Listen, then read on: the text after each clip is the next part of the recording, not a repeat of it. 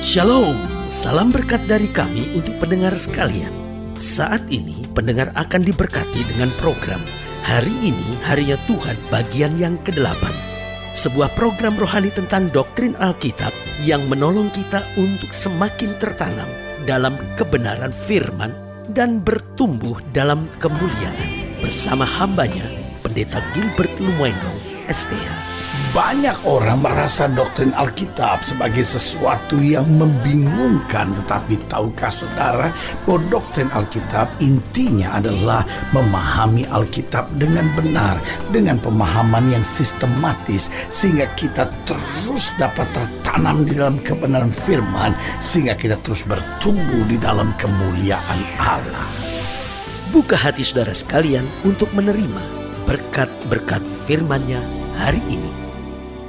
Kekudusan di dalam gereja hari-hari ini seringkali dianggap sebagai sesuatu yang mustahil, sehingga orang berkata, mana bisa sih seorang hidup di muka bumi lalu berjalan dalam kekudusan. Rasanya itu sesuatu yang mustahil. Nah, saudaraku yang kasih dalam Tuhan, pertanyaannya sederhana. Kita memandang kekudusan dari sudut mana dulu?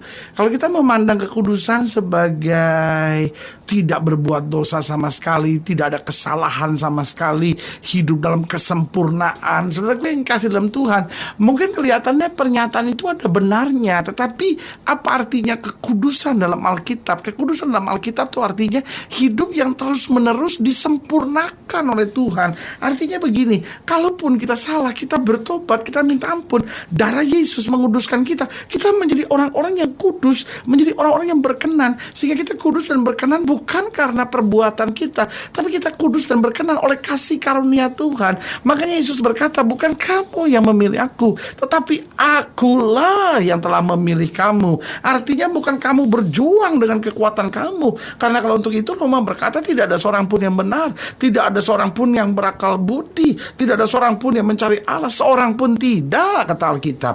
Tetapi Alkitab berkata bahwa kita dibenarkan bukan karena perbuatan, kita dibenarkan bahkan bukan karena amal dan ibadah kita, tetapi kita dibenarkan oleh karena darah yang tertumpah buat kita dari kayu salib. Sehingga ketika kita menyadari bahwa darah Kristus itu menguduskan kita, berarti tanggung jawab tentang kekudusan kita sederhana. Yang pertama, bagaimana kita menerima Kristus sebagai Tuhan dan Juru Selamat. Yang kedua, bagaimana kita berjalan dalam firman-Nya. Yang ketiga, bagaimana kita bangkit setiap kali kita jatuh. Dan yang keempat, bagaimana kita bertobat, memperbaiki hidup kita, sehingga makin lama hidup kita makin berkenan kepadanya. Haleluya. Selamat datang dalam program kita Hari Ini Harinya Tuhan, sebuah program rohani yang kembali tetap akan mengingatkan kepada kita betapa pentingnya kita menjadikan firman Tuhan sebagai dasar keseharian hidup kita. Karena selama kita jadikan firman Tuhan sebagai dasar keseharian hidup kita, langkah-langkah ke depan kita penuh dengan kepastian, kemenangan, berkat, mujizat, dan perkara-perkara yang besar. Haleluya. Dan dalam program ini kita sedang bicara tentang berhiaskan kekudusan. Wah, istilah ini sangat menarik perhatian saya. Kenapa? Karena kekudusan itu bukan sekedar sebuah prinsip dalam hati, tetapi kekudusan adalah sebuah hiasan. Apa artinya hiasan? Hiasan itu menjadikan sesuatu indah. Itu berarti bahwa seorang yang hidup dalam kekudusan berarti dia hidupnya indah. Orang lain dapat melihat kekudusan bukan hanya sesuatu yang sifatnya secret, sesuatu yang sifatnya tersembunyi, sesuatu yang sifatnya rahasia. Tetapi seorang yang hidup dalam kekudusan itu dapat terlihat, sehingga orang melihatnya dan indah. Karena orang yang hidup dalam kekudusan itu dimanapun dia ada disukai. Kalau dia seorang suami yang hidup dalam kekudusan, istrinya bangga karena punya suami yang hidup kudus. Kalau istrinya hidup dalam kekudusan, suaminya bangga. Begitupun anak-anak melihat orang tuanya hidup dalam kekudusan, dia bangga. Begitupun orang tua melihat anak-anaknya hidup dalam kekudusan, ada sebuah kebanggaan, sukacita tersendiri. Karena itu istilah Alkitab kekudusan itu selalu disebut sebagai berhiaskan kekudusan. Haleluya. Nah, pembahasan kita dalam program tentang berhiaskan kekudusan ini dapat kita pelajari dari Mazmur 110 ayat yang pertama sampai yang ke-7. Demikian firman Tuhan di bawah judul perikop penobatan Raja Imam. Mazmur Daud. Demikianlah firman Tuhan kepada Tuanku, duduklah di sebelah kananku sampai ku buat musuh-musuhmu menjadi tumpuan kakimu. Tongkat kekuatanmu akan diulurkan Tuhan dari Sion. Memerintahlah di antara musuhmu. Pada hari tentaramu, bangsamu merelakan diri untuk maju. Dengan berhiaskan kekudusan dari kandungan fajar, tampil bagimu keremajaanmu seperti embun. Tuhan telah bersumpah dan ia tidak akan menyesal. Engkau adalah imam untuk selama-lamanya menurut Melkisedek. Tuhan ada di sebelah kananmu. Ia meremukkan raja-raja pada hari murkanya. Ia menghukum bangsa-bangsa sehingga mayat-mayat bergelimpangan. Ia meremukkan orang-orang yang menjadi kepala di negeri luas. Dari sungai di tepi jalan ia minum. Oleh sebab itu ia mengangkat kepala. Saudaraku yang kasih dalam Tuhan, pada ayat yang ketiga saya mau ulangi sekali lagi. Pada hari tentaramu, bangsamu merelakan diri untuk maju dengan berhiaskan kekudusan dari kandungan fajar. Tampil bagimu keremajaanmu seperti embun. Nah, saudaraku yang kekasih dalam Tuhan, dalam ayat-ayat bacaan ini kita melihat berkat yang luar biasa dari orang-orang yang hidupnya berhiaskan kekudusan. Yang pertama, coba lihat ayat yang pertama, dikatakan, duduklah di sebelah kananku sampai kubuat musuh-musuhmu menjadi tumpuan kakimu. Berarti yang pertama saya pelajari, seorang yang berhiaskan kekudusan, musuh-musuhnya akan menjadi tumpuan kakinya. Saudaraku yang kekasih dalam Tuhan, orang yang hidup dalam kekudusan kadang-kala dimusuhi oleh orang-orang yang tidak suka dengan dia, orang-orang yang tidak senang dengan prinsipnya, orang-orang yang senang hidup dalam dosa. Kenapa? Karena kalau seorang hidup dalam kekudusan sementara dia hidup dalam dosa, maka dosanya akan tambah nyata. Kalau di kantor itu semua orang korupsi, tiba-tiba ada satu orang yang mau hidup dalam kebenaran, ada satu orang yang tidak mau korupsi, dia akan menjadi bahan tertawaan orang. Orang mau rancangkan yang jahat. Kenapa? Orang ingin menyingkirkan dia dari kantor itu. Sebab kalau dia terus hidup dalam kekudusan, sementara yang lain berjalan dengan korupsi, berjalan dengan hal yang gak benar, maka korupsinya, kejahatannya akan makin terkuak. Lewat apa? Lewat kekudusan hidupnya. Makanya buat sebagian orang kekudusan adalah ancaman. Buat sebagian orang kekudusan adalah sesuatu yang perlu dimusuhi. Kenapa? Karena tidak dia memusuhi kekudusan ini, maka kekudusan akan memberi tuduhan-tuduhan dalam hidupnya. Itu sebabnya saudaraku yang kasih dalam Tuhan, jangan saudara pikir kalau saya sudah berjalan kekudusan maka tidak ada orang lagi yang memusuhi saya. Betul, banyak orang yang benar akan kagum melihat kekudusan saudara. Tetapi orang-orang yang memang niatnya jahat, orang-orang yang memang hatinya gak bersih, waktu melihat saudara hidup dalam kekudusan, dia mau rancangan yang jahat. Tapi sebagai hamba Allah, saya mau ingatkan buat saudara, tetap berjalan dalam kekudusan, karena kita akan melihat musuh-musuh kita menjadi tumpuan kaki kita. Itu janji firman Tuhan. Yang kedua saya pelajari pada ayat yang kedua, dikatakan, tongkat kekuatanmu akan diulurkan Tuhan dari Sion, memerintahlah di antara musuhmu.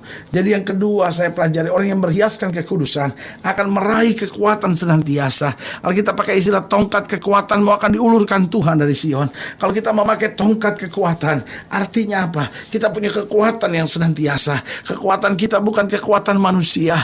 Kekuatan kita bukan kekuatan jasmani, tapi kekuatan kita adalah kekuatan yang dianugerahkan oleh Allah. Dan kekuatan ini yang membuat kita menang. Kekuatan ini yang membuat kita meraih mujizat. Kekuatan ini yang membuat kita senantiasa berjalan di dalam jalan Tuhan. Haleluya. Jadi ingat, seorang yang berhiaskan kekudusan, yang pertama, musuh-musuhnya akan menjadi tumpuan kakinya. Yang kedua, dia akan meraih kekuatan senantiasa. Yang ketiga, coba lihat ayat yang keempat. Di ayat yang keempat dikatakan, Tuhan telah bersumpah dan dia tidak akan menyesal.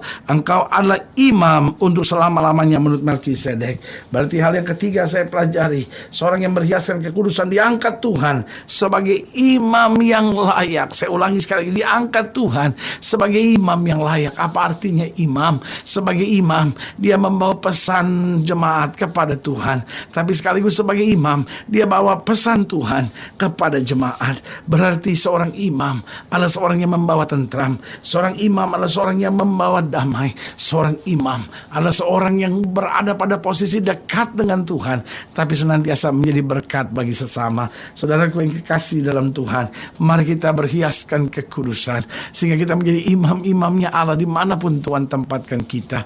Dan yang keempat, yang terakhir saya pelajari, apa berkat yang kita terima kalau kita berhiaskan kekudusan? Ingat, yang pertama, musuh-musuh kita akan menjadi tumpuan kaki kita. Yang kedua, kita akan meraih kekuatan senantiasa. Dan yang ketiga, kita akan senantiasa hidup sebagai imam yang layak.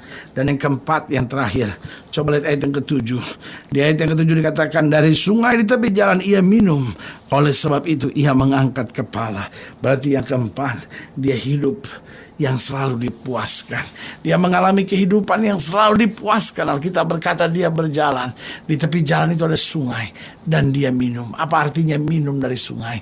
Itu bicara tentang seorang yang sedang penat, seorang yang sedang letih, seorang yang sedang lesu, mendapat kekuatan baru, mendapat kepuasan dari hausnya. Tiba-tiba mengalir air pada seluruh tubuhnya sehingga dia kembali disegarkan. Orang-orang yang berhiaskan kekudusan, hidupnya akan senantiasa segar, hidupnya akan selalu dipuaskan. Kenapa? Di tengah badai bagaimanapun, kekudusan akan mendatangkan mujizat, kekudusan akan mendatangkan damai sejahtera, kekudusan akan mendatangkan kekuatan, dan kekudusan akan mendatangkan suasana yang akrab, yang manis, yang dekat, yang akrab antara kita dengan Bapa. Saudaraku yang kasih dalam Tuhan, mari kita jadi orang percaya, bukan sekedar orang percaya. Betul tantangan ada, betul masalah ada, betul situasi di sekitar kita kadang-kala berat, tapi mari kita berhiaskan kekudusan, karena orang-orang yang hidup dalam kekudusan yang senantiasa akan melihat Allah. Haleluya. Saudaraku yang kasih dalam Tuhan, jika ingin dilayani lebih jauh, hubungi kami melalui telepon, hubungi kami melalui surat, kunjungi website kami, karena kami ada untuk membawa Bapak Ibu Saudara senantiasa lebih dekat pada Tuhan dan mengalami kasih kuasa mujizat yang luar biasa. Haleluya. Secara khusus melalui program ini juga saya mau berdoa buat setiap saya yang sakit, setiap saya yang berbeban berat, karena kita percaya bahwa bagi Allah tidak ada perkara yang mustahil. Saudara yang ingin didoakan secara khusus boleh taruh tangan kanan saudara di dada, dan kita akan berdoa. Mari kita berdoa. Bapa, dalam nama Yesus, hamba doa buat yang sakit, hamba doa buat yang berbeban berat, hamba doa untuk setiap mereka yang sedang menghadapi tantangan, masalah dan pergumulan. Bapak, hamba berdoa di dalam nama Yesus, Tuhan jamah, sehingga kekuatan baru boleh diberikan. Kami boleh berhiaskan kekudusan dan berjalan kemuliaan Allah. Haleluya. Bapak, hamba berdoa juga buat yang sakit, Tuhan sembuhkan di dalam nama Yesus. Yang susah Tuhan hiburkan, yang lemah Tuhan kuatkan, yang jatuh Tuhan angkat. Tuhan tuntun kami dari kemenangan lepas pada kemenangan, masuk dalam kemuliaan yang kekal. Di dalam nama Yesus kami berdoa. Haleluya. Amin. Saudara gue yang kasih dalam Tuhan, kita sudah berdoa. Ingat, Allah tidak pernah lalai menepati janjinya. Inilah saatnya buat kita untuk bangkit bersemangat, bersuka cita dalam menghadapi segala perkara. Dan jangan lupa, biarlah kita senantiasa berhiaskan kekudusan, karena kita tahu Yesus adalah Allah kekasih jiwa kita yang memberikan kemenangan dan berkat yang berkelimpahan senantiasa. Haleluya. Doa saya menyertai saudara. Sampai berjumpa pada program berikut. Dan jangan lupa, jadikan hari ini harinya Tuhan. Haleluya.